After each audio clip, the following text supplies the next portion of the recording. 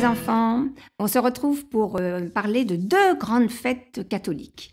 Alors, c'est après Pâques, il y a 40 jours, où Jésus est resté. Alors vous vous rappelez Pâques, Jésus était mort sur la croix, mais au bout de 3 jours il est ressuscité et tout le monde était heureux, c'est la grande fête de Pâques. Et d'un seul coup, qu'est-ce qui se passe? Les apôtres, ils voient Jésus qui monte. Mon Dieu, Jésus, tu t'en vas, allez, hop, et il est parti, caché dans les nuages, on l'a plus revu. Alors les apôtres n'étaient pas trop contents, c'était un peu triste, mais ils étaient bien intrigués.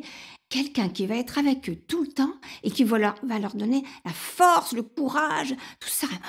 Ils voudraient bien voir qui c'est, alors ils attendent. Et 10 jours après, ce sera la Pentecôte. Alors je vous montre bien l'Ascension, une belle image de l'Ascension qu'un peintre a fait, vous voyez, c'est très belle image. Et puis, moi, je vous ai mis ça. Alors, c'est pour vous amuser. Alors, voilà. Donc là, je le redescends, Jésus. Tous les apôtres sont là avec Marie. Et hop, c'est vous qui le montez. Et il est parti au ciel. Vous le coloriez comme ça, comme j'ai fait un petit peu. Alors, la Pentecôte. Je vous raconte la Pentecôte. Alors, comment ça s'est passé? Eh bien, 10 jours après, les apôtres et Marie, ils attendaient toujours. Ils étaient tous rassemblés dans une pièce. Peut-être ils venaient de déjeuner. Et un vacarme du tonnerre a éclaté comme une bombe, un bruit assourdissant est arrivé. Ils ont eu peur. Et puis d'un seul coup, plus rien, mais des petites flamèches qui se promenaient dans la pièce comme ça.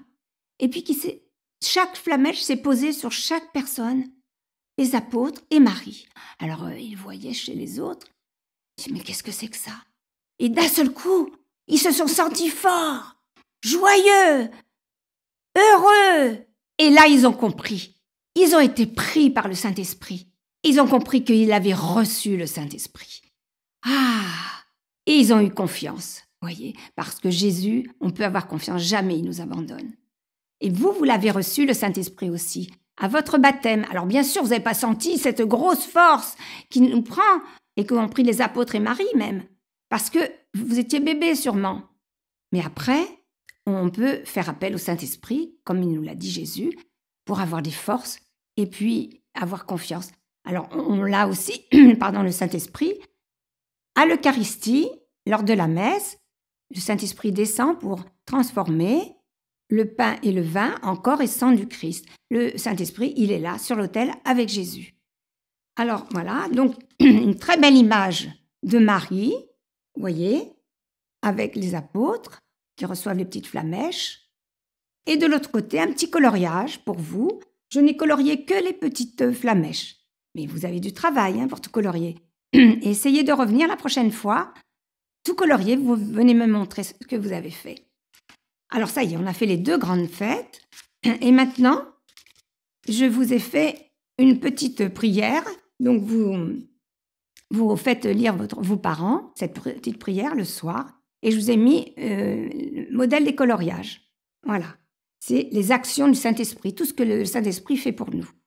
Et en terminant, vous vous rappelez, on a fait la leçon déjà. Vous vous rappelez, on a chanté et un petit peu gestué la chanson, la jolie chanson, peut-être qu'on chantera au spectacle le mois prochain.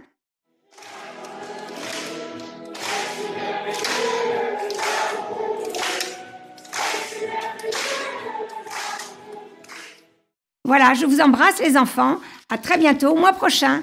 Au revoir.